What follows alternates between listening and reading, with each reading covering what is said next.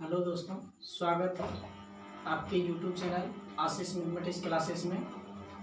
और आज मैं आप लोग को चैप्टर पर पढ़ाने जा रहा हूं, क्योंकि पहले वीडियो में हमने जो पढ़ा के छोड़े थे आपका बहुपद में चालू किए थे। बहुपद का जो है सवाल मैंने 2.2 का फर्स्ट नंबर का 4 सवाल सॉल्यूशन किए थे। उनके बाद आज मैं 5 से सॉल्यूशन करने जा रहे थे। कल जो मैंने वीडियो डाला था उसमें थोड़ा बेसिक चीज़ पढ़ाए थे, क्योंकि वो बेसिक चीज़ भी जानना जरूरी है। और आज मेरा जो क्लास है, आज बुक पर जा रहे हैं तो बुक पर पढ़ाएंगे। और उनके बाद देखिए, बने रहिए मेरे वीडियो को अंत तक। अगर अच्छा लगेगा तो सब्सक्राइब, मेरे वीडियो को लाइक कीजिएगा, और मेरे चैनल पर नए हैं तो चैनल को सब्सक्राइब कर लीजिएगा। तो चलिए आगे हम बढ़ते हैं सवाल पर। तो चलिए, तो 5 नंबर क्या है सवाल, उनको देख लेते हैं जरा सा। उनके बाद फिर हम आगे की ओर बढ़ेंगे। तो हमने चौथा 5 नंबर लिख लिया, ठीक ना। इनको अब सोल्यूशन करना था, क्योंकि इसको सोल्यूशन आप कैसे कीजिए। तो इनमें पहले जो बताए थे हम कि इनके बराबर अगर 0 मानते थे, वहां पे आपका 3 पद था, ax plus ax square bx plus c equal to 0। ये 3 टर्म था, लेकिन यहाँ पे क्या है, 2 टर्म है। तो 2 टर्म है तो और इजी है, लेकिन ये 2 टर्म कीजिएगा कैसे। आप इसका 2 को बहुपद का शून्यक निकालना तो कैसे निकालिएगा, देखिए बहुपद का शून्यक निकालते हैं, ठीक है। तो इनको हम मिटा देते हैं, ठीक है ना, मिटा दिए।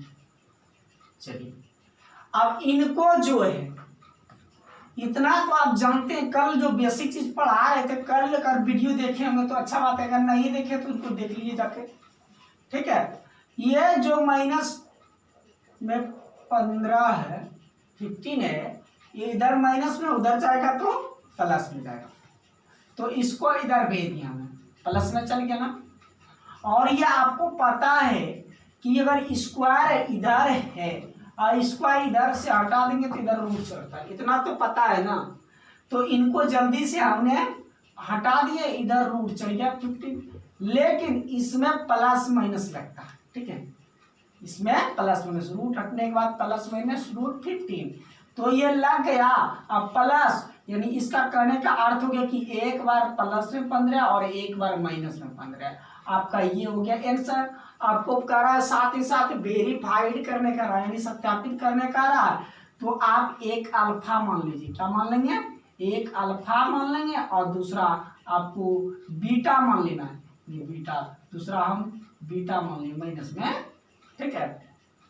तो हमने जो फार्मूला निकाले थे अल्फा जोड़ बीटा, तो अल्फा जोड़ बीटा जो लिखाए थे, फार्मूला क्या था, माइनस बी बाई ए। तो अल्फा का मान रूट 15, बीटा का मान माइनस रूट 15, यही है ना। तो माइनस माइनस में घाट गया, क्या बचा आपको 0, 15 में से 15 चल गया, 0 बचा, नीचे नहीं कुछ है तो 1 है, और हमको होता है इसके बराबर था माइनस बी बाई ए।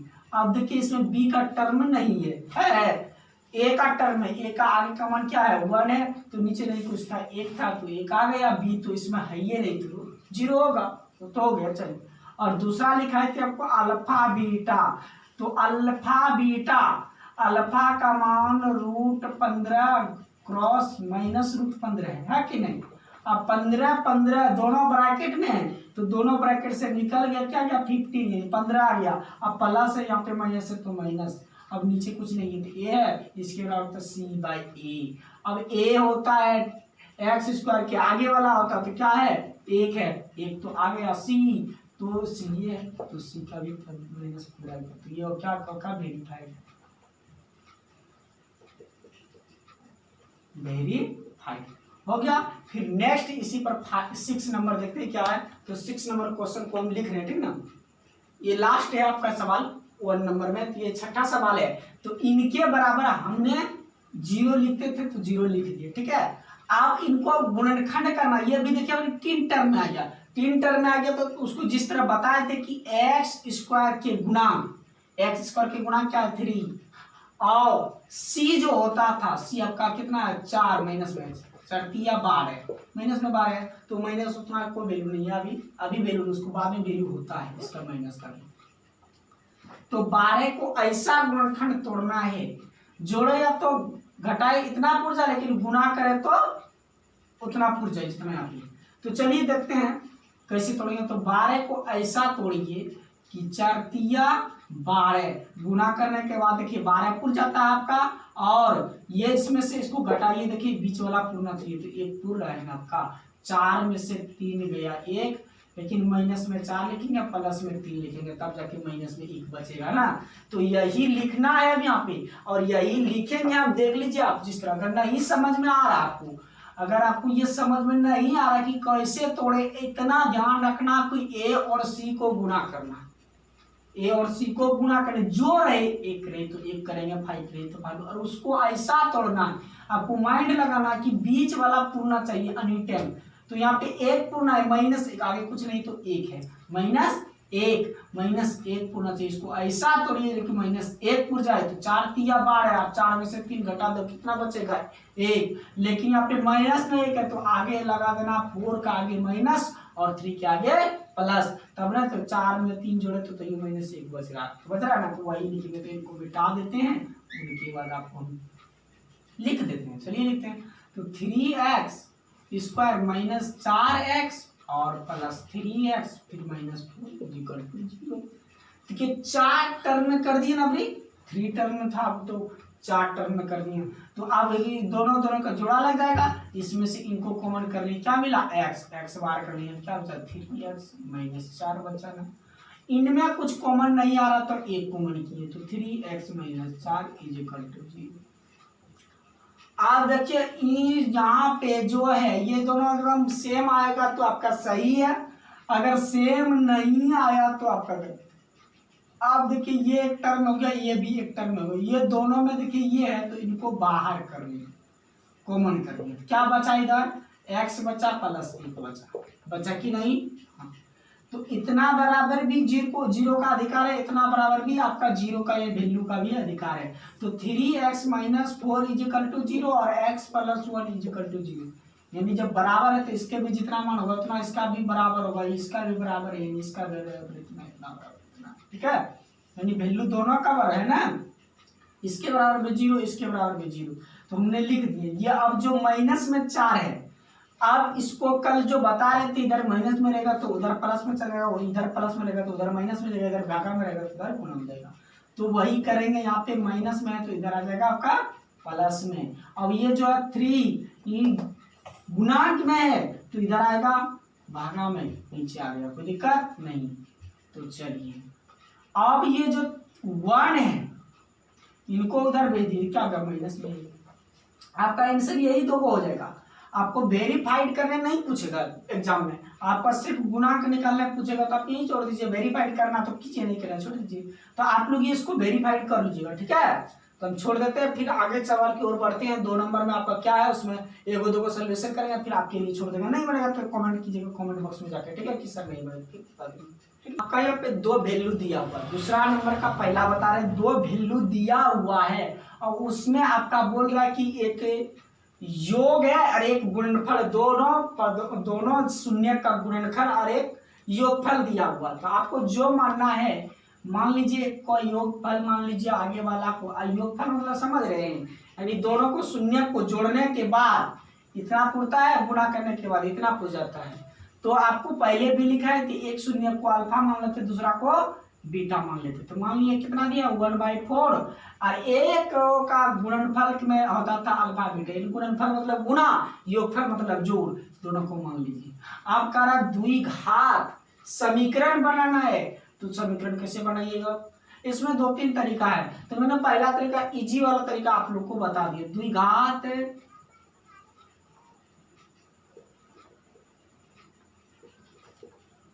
समीकरण का जो है ना उसका फार्मूला लिखे। इसका फार्मूला हमने लिखे हैं y(x² minus alpha beta x plus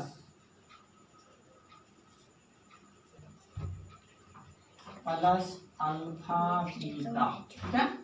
इतना हो गया, यहाँ पे माइनस छोड़ दिए, ठीक है ना।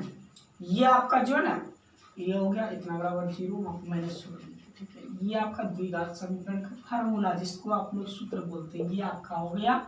और अब जहाँ जहाँ अल्फा बीटा है ना वहाँ पे इसका वैल्यू को पुट कर दीजिए, आपका सोल्यूशन हो जाएगा। तो चलिए पुट करके दिखा देते, एक्स स्क्वायर को एक्स स्क्वायर रखने की कोई दिक्कत है नहीं, इधर यहाँ लिख दो या तो और लिख दे सकते हो।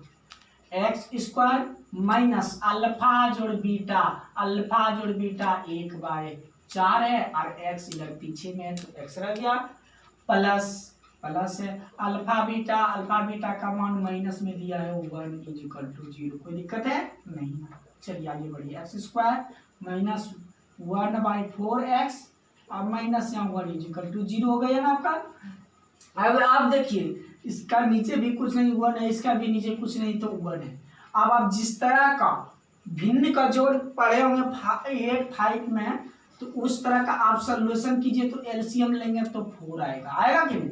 अब इससे इसको डिवाइडेड करेंगे तो 4 होगा और 4 से ऊपर मल्टीप्लाई किया 4x², यहाँ पे माइनस एक्स और यहाँ पे भी 4 = 0।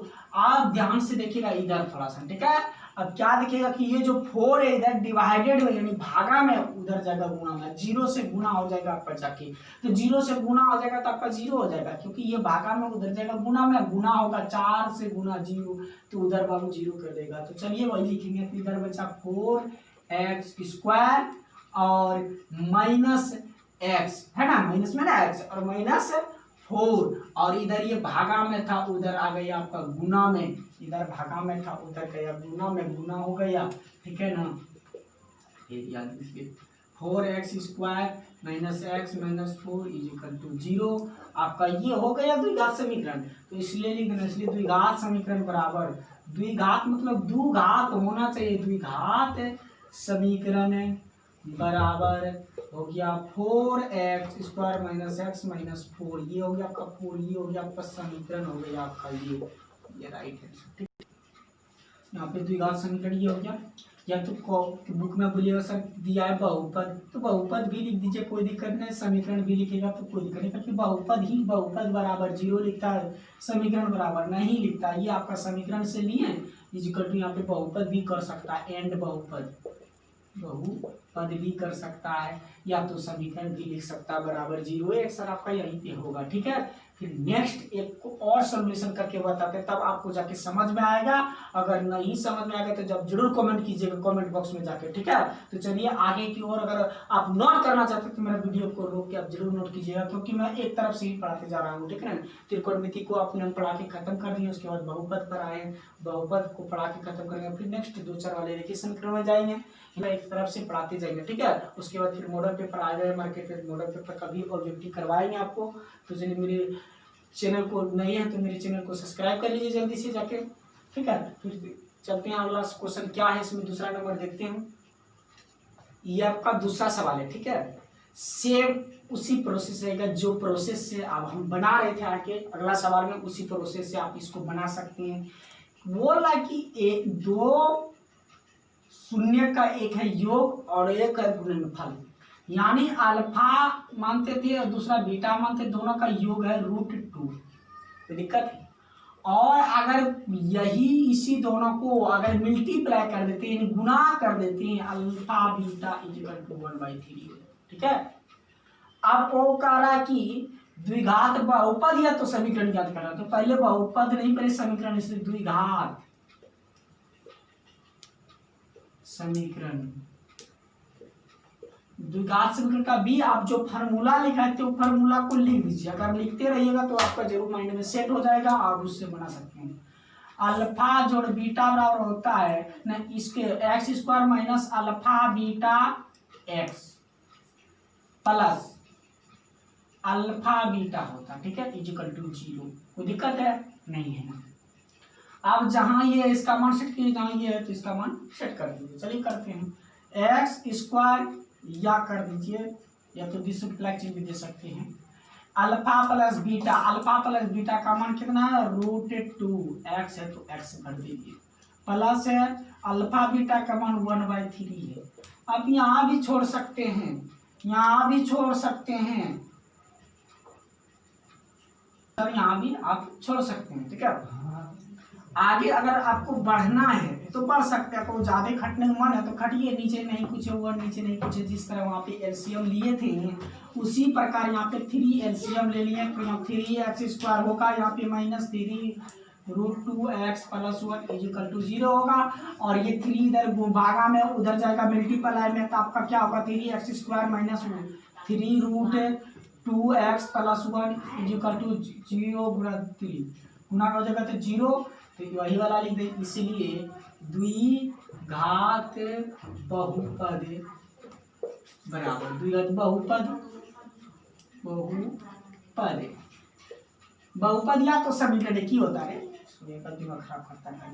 इसको यहीं पे भी छोड़ सकते हैं, अगर नहीं या तो आगे बढ़ा दीजिए 3x² - 3√2x + 1, ये हो गया आपका आंसर। इधर जी गुणा करेगा तो 0 हो जाएगा, तो बहुपद में ये 0 खत्म नहीं लिखता है, समीकरण में बराबर 0 लिख सकते हैं। ये आपका आंसर हो।